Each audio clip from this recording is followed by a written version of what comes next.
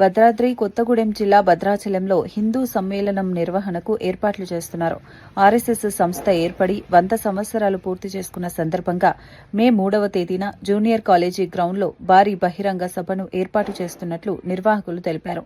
హిందూ సమ్మేళన అధ్యక్షులు పాకాల దుర్గాప్రసాద్, అరుణాచల నాగస్వామి నృసింహ సేవా వాహిని ట్రస్ట్ వ్యవస్థాపకులు డాక్టర్ కృష్ణ చైతన్య ఈ వివరాలను వెల్లడించారు.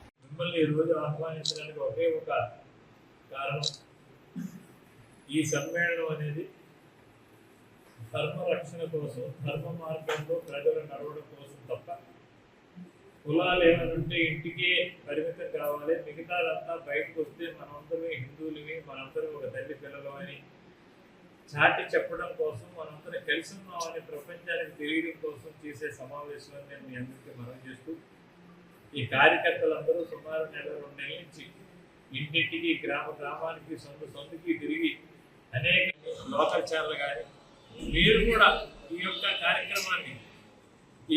కార్యక్రమాన్ని విజయవంతం అవడానికి మీ యొక్క ఆశీస్సులు కానీ అందజేస్తే, మీ ఛానల్స్ ద్వారా, మీకున్న మాధ్యమాల ద్వారా ఈ యొక్క కార్యక్రమం దిగ్విజయం కావాలని మీరు కానీ కొంత మాకు సహకరిస్తే ఈ హిందూ సమ్మేళనం జయప్రదం అవడానికి మేము చేసింది ఒక 10% అయినా, మీరు చేసింది 90% ఉంటుంది.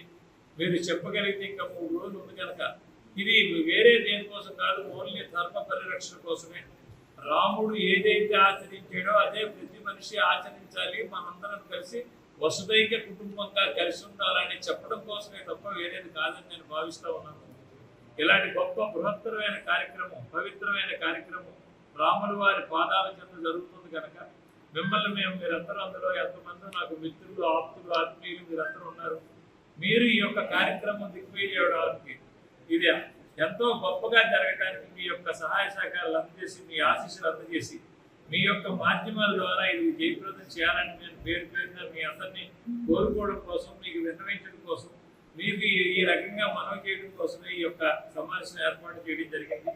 ఎన్నో పనులున్నా మీరందరూ ఇక్కడికి వచ్చి, ఇది చిన్నదా పెద్దదా ఎవరు పిలిచారు ఏంటి అనుకుంటా, ఇది ఒక సమావేశ కార్యక్రమం, మమ్మల్ని ఆహ్వానించారు, మేము వెళ్ళాలని గొప్ప హృదయంతో మీరందరూ వచ్చి ఇక్కడికి మమ్మల్ని ఎంతో సంతోషపరిచిన మీ అందరికీ పేరున కృతజ్ఞతలు తెలియజేస్తూ, ఎప్పుడూ మీ కృతజ్ఞతగానే నేను ఉంటానని ప్రస్తుతంగా కూడా మీకు మనవి చేస్తూ, ఈ కార్యక్రమం జయప్రదం అవడానికి మీకు చేతనైన సహాయం చేయాలని ఈ సందర్భంగా కోరుకుంటూ మీ అందరికీ సవినయంగా నమస్కరిస్తూ సెలవు తీసుకుంటున్నాను. Thank you very much. నమస్కారం.